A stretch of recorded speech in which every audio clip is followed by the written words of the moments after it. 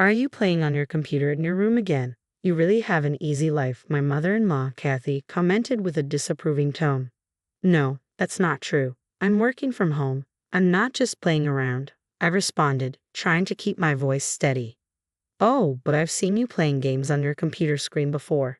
Don't lie to me, I won't be fooled. Kathy absolutely refuses to accept that I work from home. To her, work means leaving the house and going to a physical office, and she's unwilling to reconsider this outdated notion. One day, she announced, Meg is coming back. I plan to let her stay here, so could you give up your room to her and leave? What? I was stunned. Does she realize Ken and I are the ones paying the $5,000 rent for this house? If I leave, that means. But before I could finish, I saw the cold determination in her eyes. Despite the absurdity of it, Kathy's efforts to push me out continued relentlessly. I decided it was time to go, just as she wanted. The very next day, the moving company she had called arrived. Which belongings should I move? One of the workers asked. All of mine, I replied calmly, watching as Kathy's face paled with every box they carried out. What are you doing? She finally demanded, her voice tinged with panic. Just taking all my belongings, I said, my tone even. As my things were loaded into the truck one after another, Kathy's expression turned increasingly blue. My name is Jane, a 34-year-old remote worker. My husband Ken, and I got married 2 years ago. At the time, I was working in an office where Ken was also a colleague. The company was small but had a warm, welcoming atmosphere. We often went out for drinks with our coworkers, and through our shared love of reading, Ken and I grew closer. After 3 years of dating, we got married. It was a beautiful workplace romance that blossomed into a life together. Our colleagues celebrated our marriage with great joy. Shortly after our wedding, I decided to pursue my long-held dream of working from home and left my office job. My juniors were teary-eyed as they wished me well. We'll miss you, senior. Please come visit us, they said, sending me off with bouquets and warm hugs. It was a wonderful company, and I hoped Ken would continue to thrive there. Since childhood, I've loved reading, which naturally led to a passion for writing novels. In my spare time, I would write and enter contests. One day, one of my works caught the attention of a publishing house that had previously shown interest in me. That was the moment my dream became a reality. I became a professional novelist. I quit my job just as we got married and made my debut in the literary world.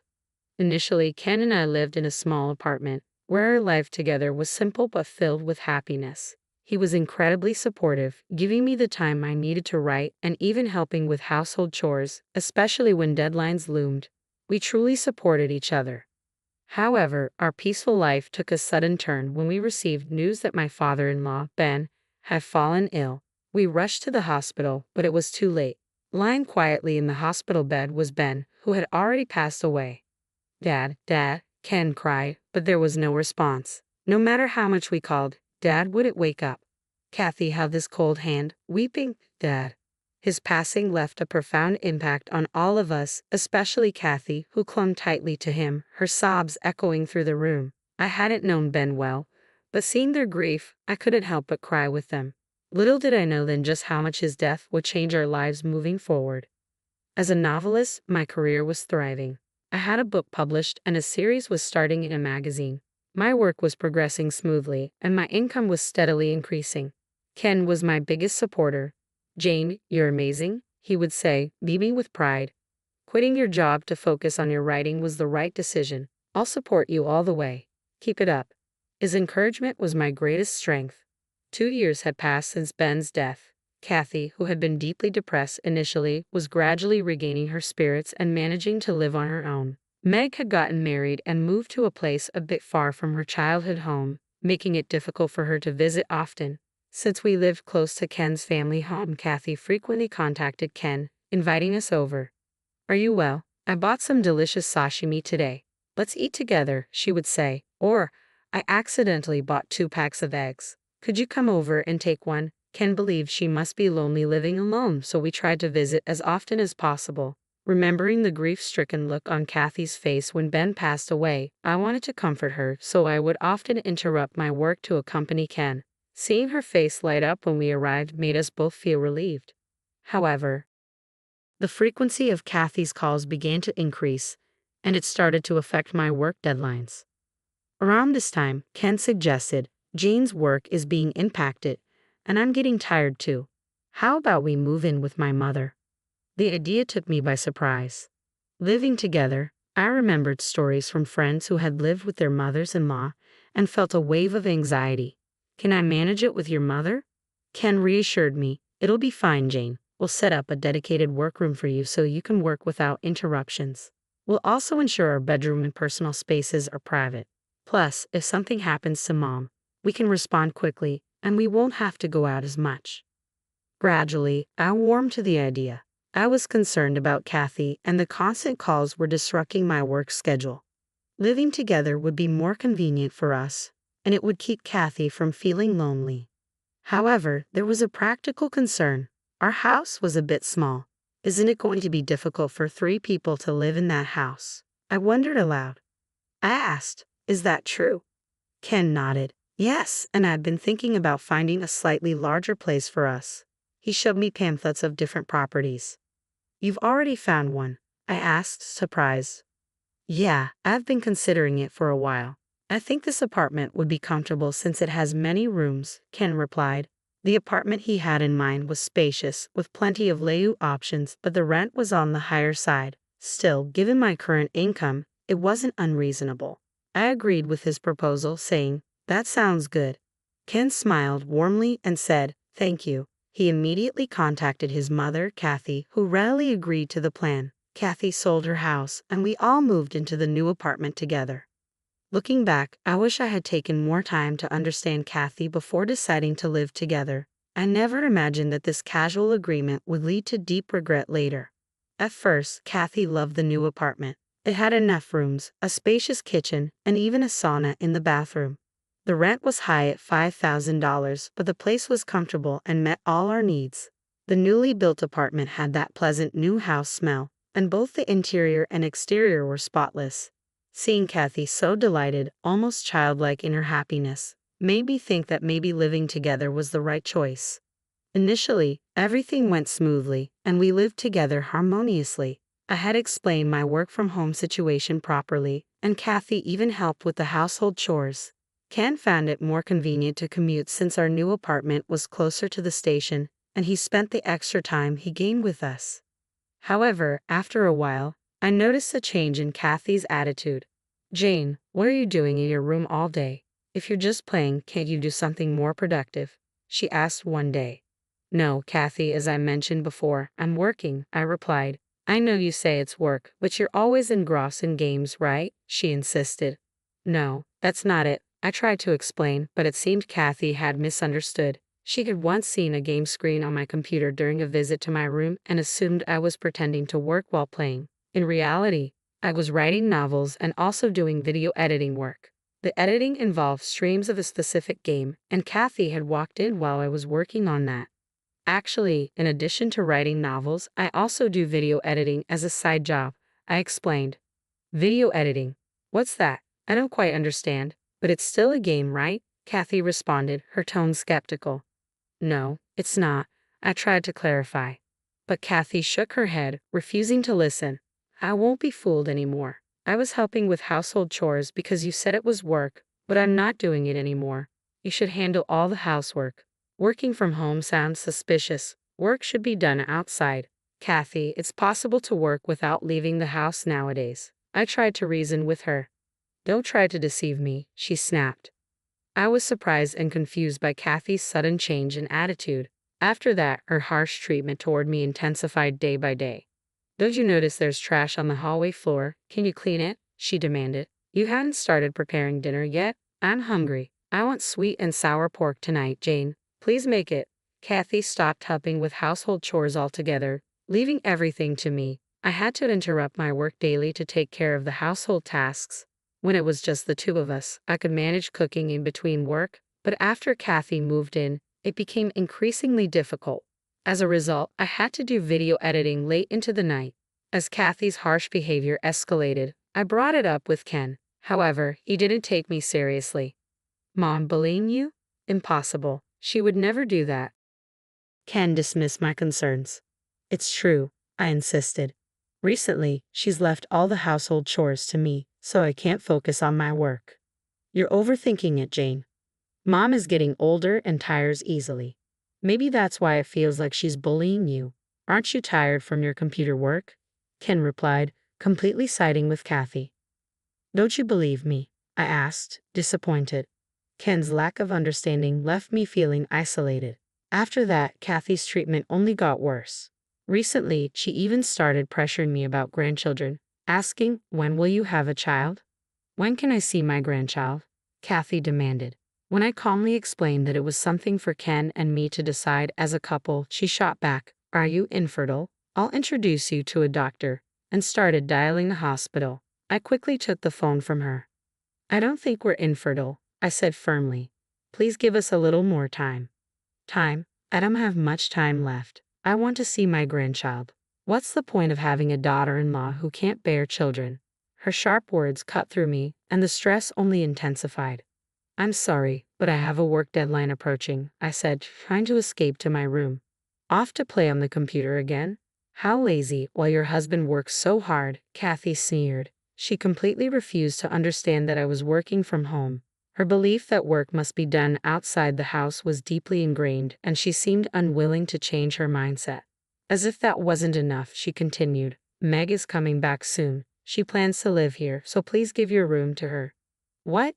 Why? I asked, bewildered. Meg is pregnant and wants to come back home for childbirth.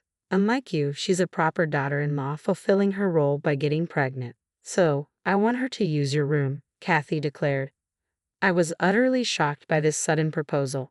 But before I could respond, Kathy added even more harshly, so I want you to leave this house. Understand that properly. Why should I have to leave this house? Why am I being told such a thing? This is my home too, I protested, trying to make sense of the situation. Kathy laughed scornfully. You say it's your home, but you're just a parasite who doesn't do any proper work. In fact, you're just in the way. If you want to play on your computer, you can go somewhere else. There's an internet cafe near the station. Unable to bear Kathy's relentless pressure, I finally said, okay, I'll leave, and decided to move out as she requested. Kathy's triumphant smile only deepened as I immediately went back to my room and began packing. I could hear her humming happily as I did so. That night, I decided to consult with Ken one more time. I wanted to gauge his reaction, but Ken never seemed to understand my feelings. My mother couldn't have said such a thing. It's just another one of your delusions, Jane. Stop making Mom suffer. Me? Making your mother suffer? Isn't it the other way around? I retorted, but he wasn't listening. If Maggie's coming back home for childbirth, why don't you go back to your parents' home for a while? It would be easier for her, and it's just for a short time, he suggested. I couldn't believe what I was hearing. He wanted me to leave too. That was the breaking point. I felt my love for Ken start to fade, and I began to prepare for the move with new resolve. Kathy, clearly pleased that I was leaving, quickly arranged for a moving company. The next day, the movers arrived, arranged by Kathy herself. Which belongings should we move? They asked. Before Kathy could speak, I quickly responded, all of my belongings, please. All of them? What do you mean by all? The movers asked, confused. Everything, I replied calmly. All the furniture and appliances in this house. Kathy's face flushed with shock. Wait, what? What are you saying? I continued to ignore her. Would you like to move these items to your new home, or should we buy them from you? The mover asked.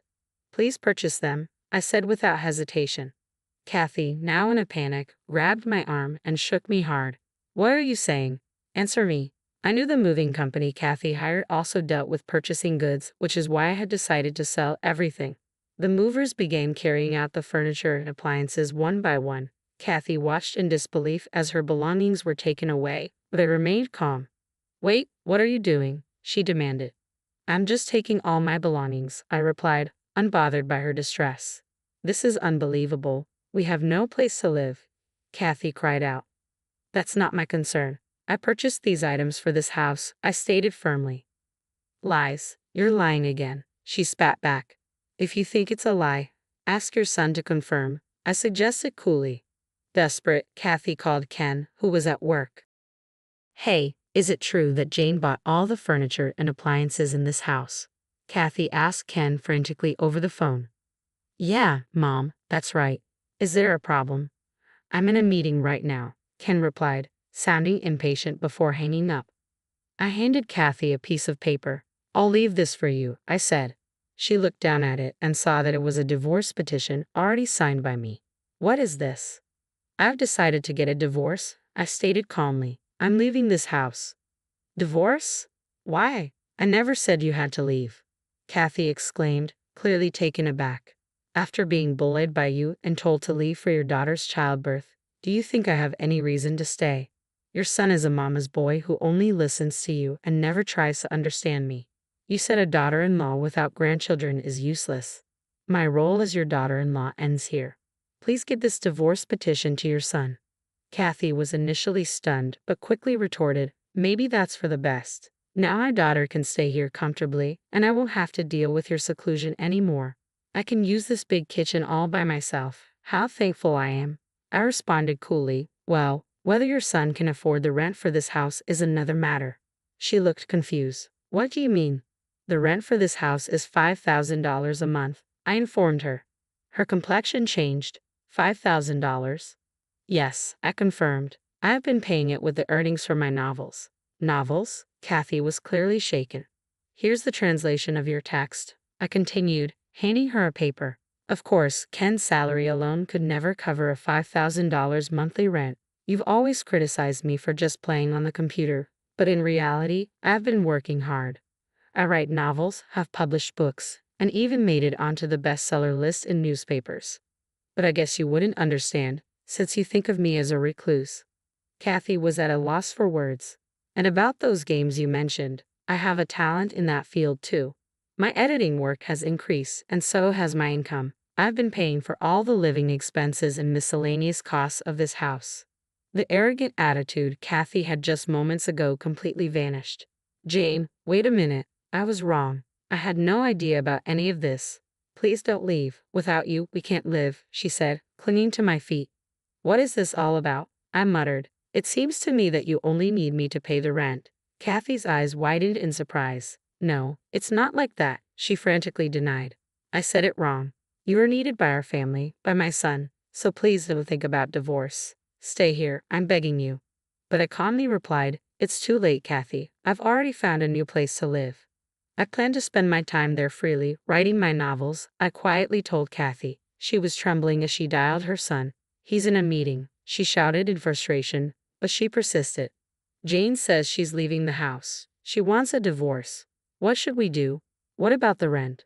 Once again, her only concern was the rent. She handed me the phone, and Ken's desperate voice came through. "Jane, what's happening? Why a divorce?" "You never listened to me," I replied calmly. "You even told me to leave, just following your mother's orders." "That was just temporary," he insisted. "I didn't mean forever. I've tried to talk to you many times about the way your mother treated me, but you always took her side. I can't stay here any longer. The movers are already here. I'm leaving. So enjoy living with your family starting tomorrow, and do your best to pay the rent." I hung up the phone. "Everything is done. What's next?" the movers asked, the room now completely empty. "Yes, we're ready to leave," I said, picking up my bag and turning towards Kathy. "I appreciate everything, Kathy. Take care." With that, I left the house with the movers. When Ken returned from work, he found the house empty, no furniture, no appliances, and Kathy sitting alone, looking lost. He too stood there, bewildered by the emptiness. Ken initially opposed the divorce, but I submitted recordings of the bullying I had endured as evidence through a lawyer and formally filed for divorce. Eventually, Ken accepted the situation, and we officially divorced. Without my income to cover the $5,000 rent, the family had no choice but to cancel the lease. By the time my sister-in-law returned, Ken, Kathy, and Meg had moved into a small rental apartment. They had to purchase new furniture and appliances, which left them with little money for rent, forcing them into an even more cramped living space. To make matters worse, it turned out that Meg hadn't returned home for childbirth, but because she had been divorced after an affair and kicked out by her husband. She might have expected to live in a luxurious apartment, but instead, she faced life in a small, cramped space, along with the added burden of alimony debt. From what I've heard, the entire family is barely making ends meet with their jobs. Meanwhile, I bought a new high-rise apartment. There, I freely write novels, work on video editing, and live comfortably without having to consider anyone else. I eat what I want, rest when I please, and enjoy my days in peace. I've even started a new series, and the joy I find in my work is unending. For now, I plan to stay away from romance and marriage, fully enjoying my single life, focus on my career.